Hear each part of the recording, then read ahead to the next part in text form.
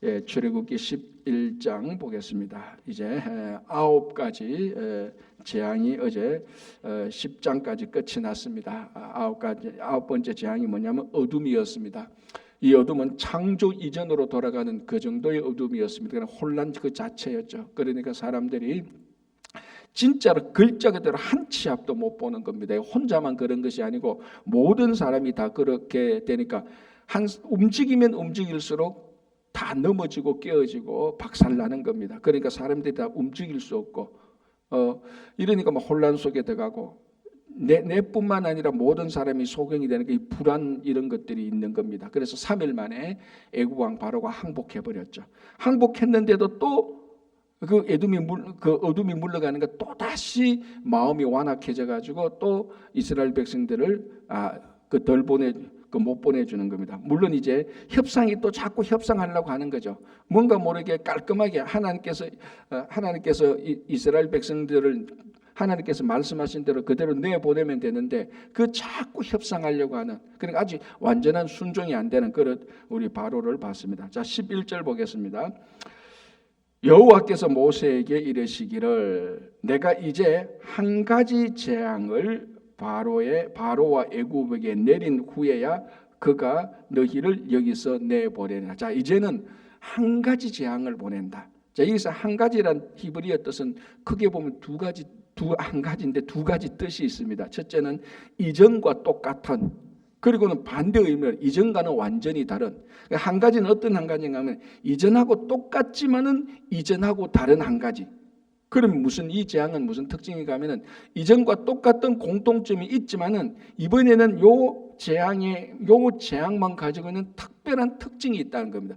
동일성과 공통성과 차별성이 같이 있는 재앙을 하나 내겠다라는데, 공통점은 뭔가 하면은 여전히 여호와 하나님께서 베푸시는 초자연적인 현상. 다시 말하면 애굽 신은 절대로 다룰 수 없는, 애굽의 어떤 신도 이게 따라하지 못하는, 흉내조차 내지 못하는 그런 동일성, 그런 공통점, 이런 이제 재앙을 내는데, 그러나 이전과는 확연히 다른 한 가지 특징이 뭔가 하면 이제는 사람을 직접 친다는 겁니다. 자, 지금까지는 7번째 재앙까지는 사람을 치지 않았습니다. 그리고 8번째부터는 이제 이 재앙이 난부터는 사람에게 이제 이게 다가오기 시작합니다. 9번째 재앙도 사람에게 해를 끼쳤죠. 그런데 10번째 재앙은 이게 간접적으로 해를 끼치는 것이 아니고 하나님께서 직접 한 명 한 명씩 다 친다는 것입니다. 이게 이제 마지막 심판이죠. 우리도 요한계시록을 보면 어떤 특징이 있는가? 결국 마지막에는 사람이 다 심판받아야 끝납니다.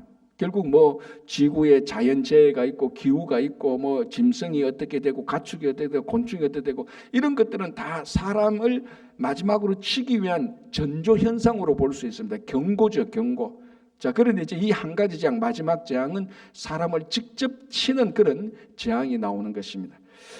자, 다시 1절. 여호와께서 모세에게 이르시기를 내가 이제 한 가지 재앙을 바로와 애굽에 내린 후에야 그가 너희를 여기서 내보내리라. 그가 너희를 내보낼 때는 여기서 반드시 다 쫓아내리라. 그러니까 쫓아낸다는 것은 애굽 사람의 관점에서 다 쫓아낸다는 이런 말이죠. 반드시 이제 9번째 재앙과는 달리 반드시 쫓아낼 것이다 라고 말합니다. 자, 2절. 백성에게 말하여, 이스라엘 백성입니다. 이스라엘 백성들에게 말하여 사람들에게 각기 이웃들에게, 자, 여기서 이웃은 누구를 말하죠? 애굽 사람들을 말한 겁니다. 그러니까 하나님께서 모세에게 말씀하시기를 이스라엘 백성들에게 이렇게 말해라. 너의 이웃 사람인 애굽 사람들에게 은금 폐물을 구하게 하라. 자, 이걸로 봐서 뭘 알 수 있습니까? 이제 진짜로 떠날 때가 됐다는 겁니다. 자, 이거는 처음 재앙 명령을 내리면서 처음 이런 명령을 내립니다.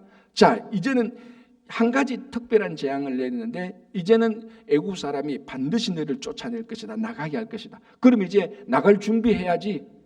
이제 애굽 나갈 준비해야지. 그러면은 이스라엘 백성들에게 이스라엘 백성들이 애굽 백성들에게 가서 은금을 내놔라. 그렇게 말하라는 겁니다. 이게 지금 말이 됩니까? 지금 이스라엘 백성들은 애굽 사람들의 노예로 살고 있는데 노예로 사는 작자들이 사람들이 주인에게 가가지고 야 은금 내놔 이렇게 말하라고 하는 겁니다. 자, 여기서 이제 은금 폐물을 구하게 하라. 이 구하게 하는 것은 당연한 보상, 당연한 청구를 하라는 겁니다. 이게 어떤가 같은가 하면 내가 오늘 8시간 일을 했으니까 8시간에 합당한 청구를 하라는 겁니다. 최소한 미니멈 페이는 받아라는 겁니다. 자, 이거는 당연한 청구죠, 그죠? 이거는 누구든지 내가 오늘 8시간 일을 했으니까 많이는 안 주더라도 미니멈 페이는 주세요라고 말하는 것은 일한 사람이면은 누구든지 당연한 청구입니다. 지금 그런 청구를 하라는 겁니다. 이스라엘 백성들이 애굽 백성들에게 은금을 달라. 이거는 우리가 지금 때를 서는 게 아니다. 당연히 우리가 일을 이만큼 했으니까 그에 대한 합당한 보상을 달라는 겁니다. 자, 보십시오. 400년간 노예 생활하면서 애굽 사람들을 많이 도와줬죠. 그리고 최근에 비돔성과 람셋 성을 샀는데 얼마나 많이 노동력을 제공했습니까? 거기에 대한 대가를 이제 너희들이 받아라. 그리고 이 애굽 땅을 떠나라는 겁니다. 당연히 청구해라. 이제 드디어 때가 되니까 하나님께서 지금까지 수고했던 그 보상을 하나님께서 메꾸어 주는 것입니다. 지난 400년 동안 또는 최근에 비돔성과 람셋성을 사면서 열심히 수고는 했지만 이 손에 남는 건 하나도 없었습니다. 그러나 이제 애굽 땅을 떠날 때, 다시 다른 말로 하면 하나님의 때가 되었을 때 하나님께서 이스라엘 백성들의 손에 보상을 채워주시는 것입니다. 이 똑같지 않습니까? 우리가 살아가는 방식하고 똑같죠. 우리가 열심히 수고했는데 내 손에 아무것도 없어. 내가 하나님을 위해서 수고했는데 왜 나는 아무것도 없지? 그러나 하나님의 때가 되면은 당연히 하나님께서 어떤 방식으로든지 당연하게 청구해서 우리의 손에 보상하도록 해주시는 것입니다. 그래서 이스라엘 백성들이 그걸 청구하고 나중에 이제 떠날 때 은금, 우리 말하면 옷 이런 것들 다 받아가 떠나지 않습니까? 그죠? 자, 이제 3절 여호와께서 그 백성으로 애굽 사람의 은혜를 받게 하시고 그 백성은 누구죠? 이스라엘 백성이죠. 여호와께서 이스라엘 백성으로 하여금 애굽 사람으로 하여금 이스라엘 백성들에게 은혜를 받게 했다. 이제는 애굽 사람이 이스라엘 백성들에게 은혜를 주는 사람이 되었습니다.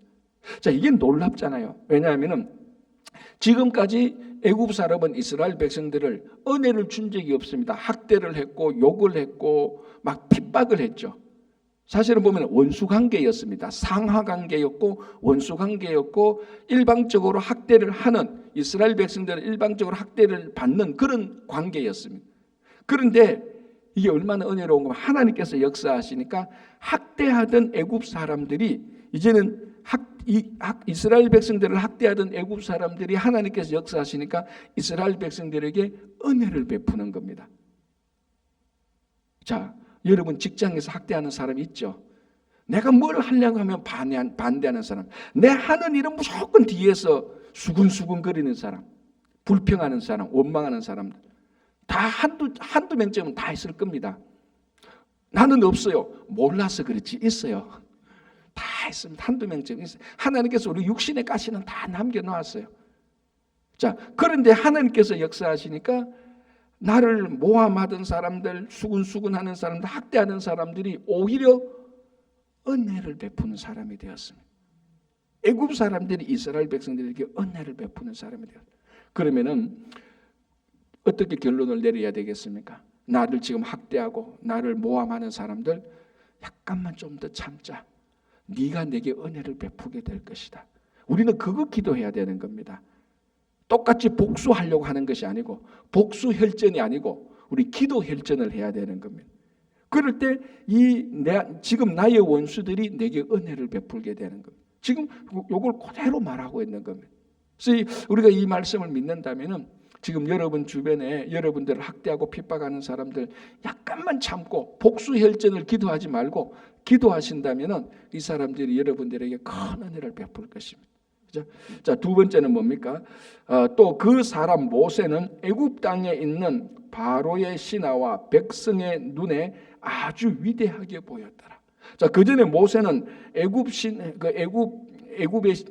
백성들과 바로의 신하들에게 뭡니까? 철든지 원수 아니었습니까? 저 모세 때문에 지금까지 9가지 재앙을 당한 겁니다. 저 모세 때문에 나일강이 피로 변하고, 저 모세 때문에 개구리가 막 올라오고, 파리가 나타나고, 이가 나타나고, 어둠이 닥치고, 막 우박이 내리고, 저 모세야말로 진짜 원수 중에 원수였는데 이제는 어떻게 됩니까? 자기들이 가장 명예롭게 생각하는 가장 위대한 사람이 되는 겁니다.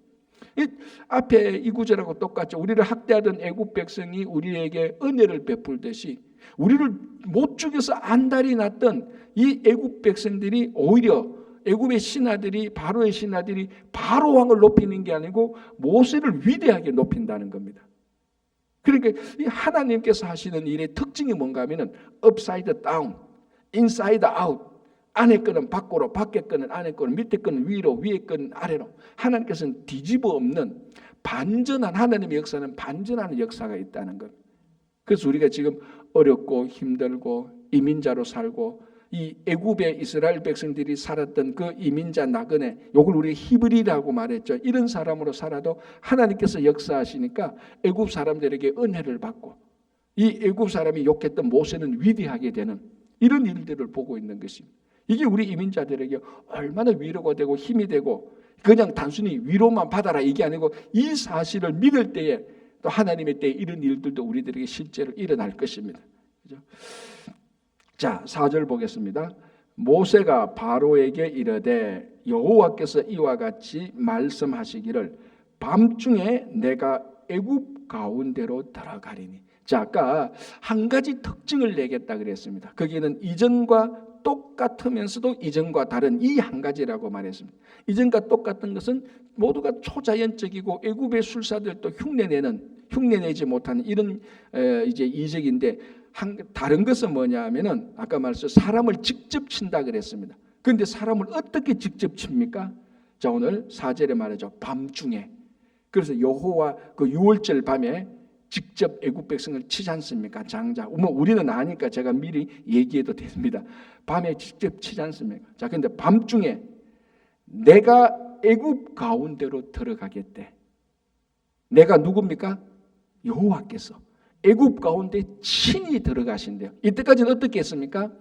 대행자를 세웠지 않습니까? 그 대행자가 누구였습니까? 모세와 아론이었습니다.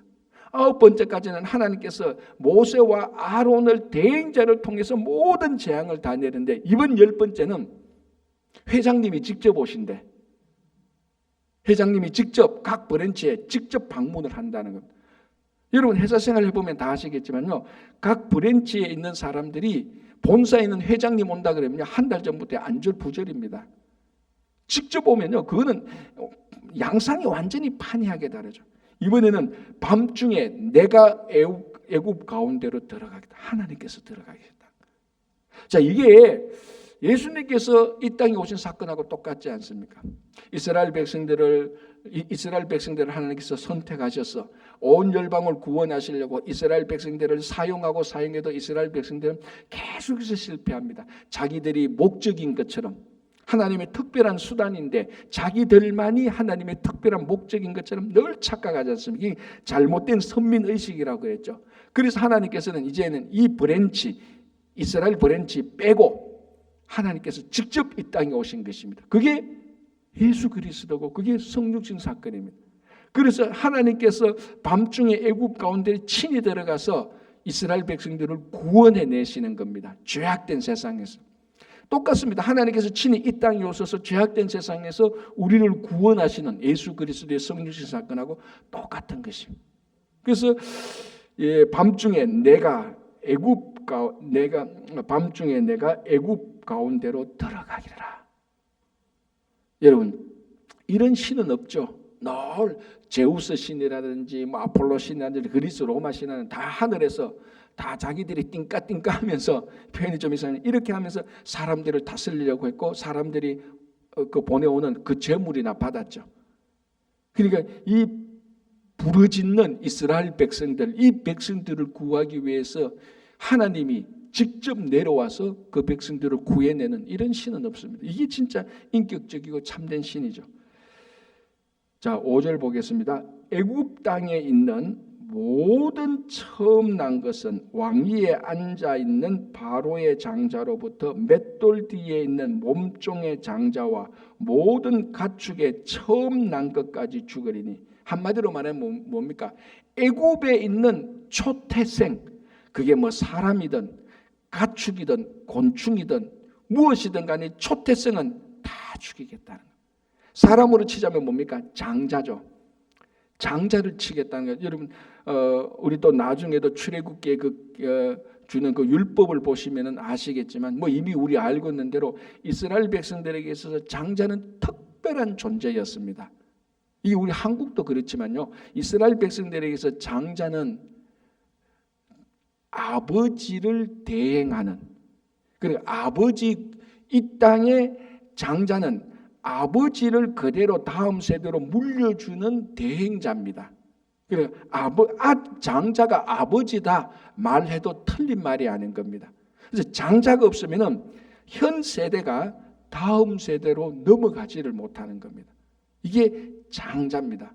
그래서 율법에도 의하면은 장자의 축복은 다른 자녀들의 축복의 2배를 주는 겁니다. 이게 장자입니다. 굉장히 중요하죠. 그래서 하나님께서 앞에서 나온 것, 하나님께서 이스라엘 백성들을 모든 백성의 장자로 삼았다라고 말합니다. 그래서 이스라엘 백성들은 장자 민족이에요. 자, 그런데 한 가지 중요한 것은 똑같은 말씀인데 선민의식하고 똑같은 말씀입니다. 장자 그 자체는 목적이 아닙니다. 장자가 왜 중요합니까? 아버지 세대를 다음 세대로 물려주는 이 목적이 있는 겁니다. 이거 안 하는 장자는 다 폐기 처분되는 겁니다. 그런데 선민의식하고 똑같은 말이죠. 그럼에도 불구하고 장자는 굉장히 특별한 방법, 특별한 수단으로 볼 때는 특별한 거죠. 자, 그래서 애굽 땅에 있는 사람은 다 장자를 다 치겠다는 겁니다. 이건 무슨 의미입니까? 현 세대의 장자를 다 치겠다는 말도 되고, 장자가 죽으면 무슨 일이 생깁니까? 현 세대가 다음 세대에 어떤 것도 물려주지 못하고 거기서 다리가 끊겨지는 겁니다. 장자를 죽는다는 것은 현 세대도 죽고 다음 세대가 끊어진다는 겁니다. 이게 다 끝나는 거예요. 물론 우리가 생리적으로 말하면 둘째, 셋째가 아버지 사업을 이어갈 수 있고 둘째, 셋째가 아들, 딸을 또 놓을 수가 있어요. 그러나 여기서 장자를 죽인다는 것은 그런 의미가 있는 겁니다. 하나님께서 애굽의 장자를 죽인다? 현 세대를 죽이고 다음 세대도 죽인다는 것. 그러니까 현재도 죽이고 미래도 죽인다는 겁니다. 이게 초태생의 심판의 의미입니다. 지금하고 다르죠. 자, 지금까지 9가지 재앙은 현 세대만 다 쳤어요. 자, 우박재앙은 보십시오. 현재 있는 것만 다 치니까 3월달에 쌀과 밀보리는 그 우박재앙이 다 지나가니까 쌀과 밀보리는 다시 나왔어요. 지금까지 재앙은 다음 세대는 건드리지 않았습니다. 그런데 이 10번째 장자 재앙은 다음 세대까지도 씨를 말려버리는 그런 재앙의 의미가 있는 겁니다. 지금까지 재앙하고는 비교할 수 없을 정도의 막강한, 애굽시는 상상조차도 하지 못하는 그런 재앙이 내리는 겁니다. 자, 그런데 이게 애굽 땅에 있는 장자입니다. 자, 보십시오. 7절. 그러나 이스라엘 자손에게는 사람에게나 짐승에게나 개 한 마리도 혀를 움직이지 아니하리니. 자, 애굽은 현재도 치고 미래도 치는데, 현 세대도 치고 다음 세대도 다 끊어버린데, 하나님께서 이스라엘 백성들은 따로 구별하여서 현재도 살리고 다음 세대도 살린다는 겁니다. 그러니까 하나님이 선택한 이스라엘과 심판받을 애굽이 확연하게 비교 대조되어서 보여주는 겁니다. 이 가장 강력한, 진짜 한쪽은 흑이고 한쪽은 백이에요. 명백하게 보여주는 이런 심판입니다. 자, 올라가서 6절 보겠습니다. 애굽 땅에 전무후무한 큰 부르짖음이 있을 것이다. 여기서 무슨 단어가 눈에 딱 보입니까? 부르짖음. 이 부르짖음이 뭐였죠? 이스라엘 백성들이 너무 힘들어서 하나님께 부르짖었잖아요. 그래서 하나님께서 이스라엘 백성들의 그 부르짖음을 들으시고 출애굽을 시작했습니다. 그들의 고통과 눈물을 하나님께서 보고 듣고 알고 앞에서 봤지 않습니까? 그네들의 부르짖음을 들었습니다. 그런데 이제는 누가 부르짖죠? 애굽이 부르짖어요. 애굽은 어떻게 부르짖습니까? 하나님 살려주세요. 그런 부르짖지 말고 고통의 부르짖음을 저지르는 것입니다. 그러니까 이스라엘 백성들이 하나님께 부르짖도록 만든 사람은 애굽입니다. 애굽이 학대하고 노예 생활로 핍박하고 착취해서 이스라엘 백성들이 그거 너무 힘들어서 하나님께 부르짖었습니다. 하나님 우리를 살려주세요. 그런데 이제는 하나님께서 이스라엘 백성들의 부르짖음을 들으시고 애굽 사람들이 부르짖도록 만드셨습니다. 이 애굽 사람이 부르짖는 것은 하나님께 기도하는 것이 아니고 고통의 소리를 낸다는 겁니다. 그러니까 여러분 보시면 하나님께서 하시는 일이 얼마나 이거 뒤집어 엎습니까? 아까 말씀드린 것처럼 업사이드 다운 아래 위로 바꾸는 것. 지금까지는 애굽 사람이 이스라엘 백성들을 부르짖도록 막 괴롭혔습니다. 하나님께서 이스라엘 백성들이 부르짖는 기도를 들으시고 반대로 애굽 백성들이 울며 탄식하도록 부르짖도록 만들어버린 것입니다. 그죠? 그래서 심은 대로 거두는 겁니다. 애굽 백성들이 이스라엘 백성들이 피눈물을 흘렸지 않습니까? 이스라엘 백성들은 그 피눈물의 기도를 드렸는데 피눈물의 기도를 듣고 하나님께서 애굽 백성들에게 피눈물을 흘리도록 만드는 겁니다. 그래서 여러분 다른 사람들에게 피눈물 흘리게 하면요 하나님께서 그거 다 보고 계십니다. 네가 누구에게 피눈물을 흘린다고? 네가 누구를 모함한다고? 네가 누구를 공격한다고? 하나님께서 다 보고 계셨다가 하나님의 때에 그거 심은 대로 거두게 하는 것입니다. 지금이라도 그걸 빨리 거두어 드려야 되는 겁니다. 우리들이.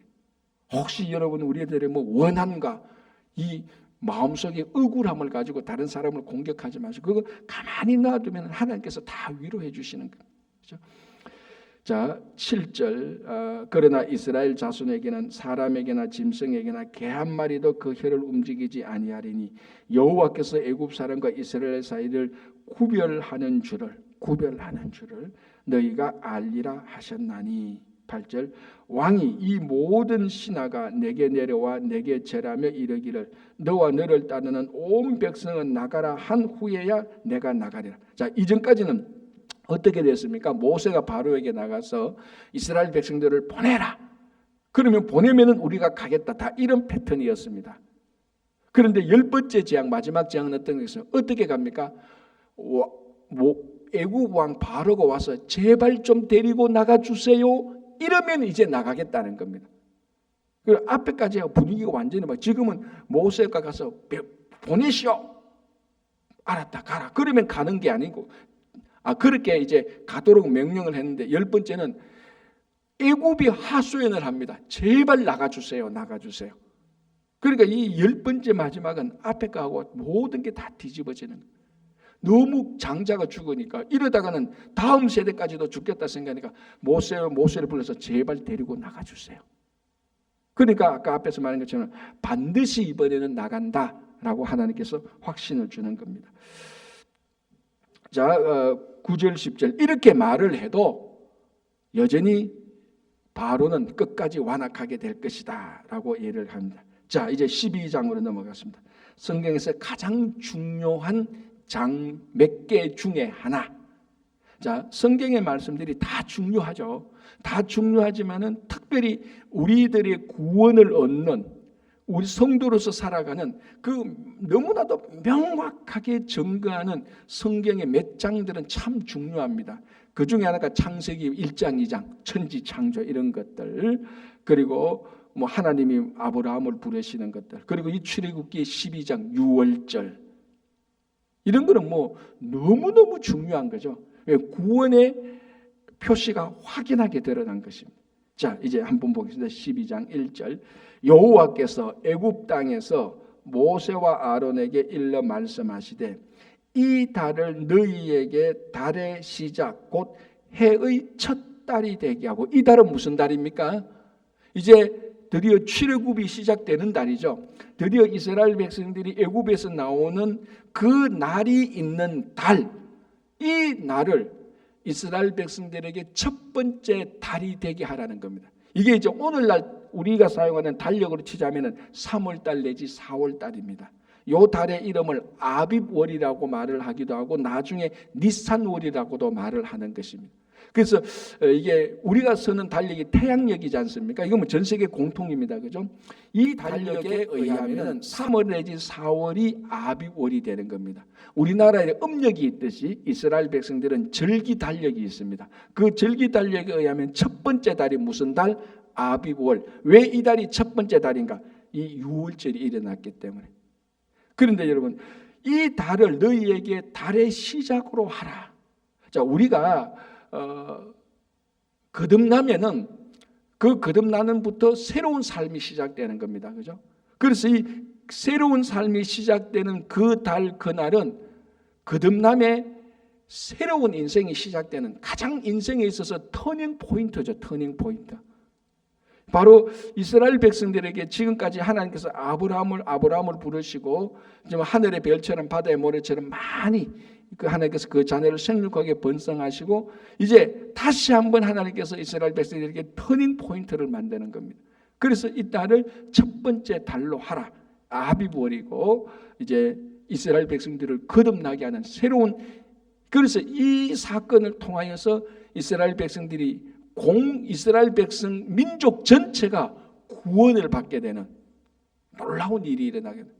그래서 제가 몇 번 누누이 말씀드린 것처럼 그 다음에 이제 이스라엘 백성들이 타락하고 부패할 때부터 엘리야로부터 많은 선지자들이 나타나지 않습니까? 그 선지자들이 나타났을 때 모든 선지자들이 공통적으로 과거를 돌아보면서 기억하는 사건이 무슨 사건? 출애굽 사건. 그래서 좀 약간 뭐 일반적으로 말하면 선지자들은 할 말 없으면 출애굽 사건 얘기하면 선지자가 돼요. 제 식의 좀 우스운 표현인데요. 선지자들이 오늘 갔다. 예를 들자면 설교자가 설교했는데 설교 준비를 못했다. 걱정하지 마시오 설교자님. 올라가서 출애굽 얘기하면 그건 설교가 되는 거예요. 이거하고 똑같은 거. 물론 선지자들이 할 말이 없어서 출애굽 사건을 말하는 건 아닙니다. 그만큼 모든 선지자들이 이스라엘 백성들에게 너희들은 여호와 하나님이 어떤 분인가를 기억하라고 말을 할 때는 항상 그 사건은 출애굽 사건입니다. 가장 중요한 사건이죠. 이제 이 사건이 드디어 열리기 시작하는 겁니다. 자, 2절 이 달을 너희에게 달의 시작 곧 해의 첫 달이 되게 하고 너희는 이스라엘 온 회중에게 말해. 자, 온 회중입니다. 모두 답니다. 이 구원의 역사에 있어서는 출애굽의 역사에 있어서는 이스라엘 백성들은 한 명도 빠져서는 안 됩니다. 온 회중에게 말하여 이르라. 이달 열흘에 그러니까 아비월 10일에 너희 각자가 어린 양을 취할지니 각 가족대로 그 식구를 위하여 어린 양을 취하되. 다른 말로 하면 한 가족의 어린 양 한 마리를 취하라는 겁니다. 언제? 아비월 10일에. 그죠?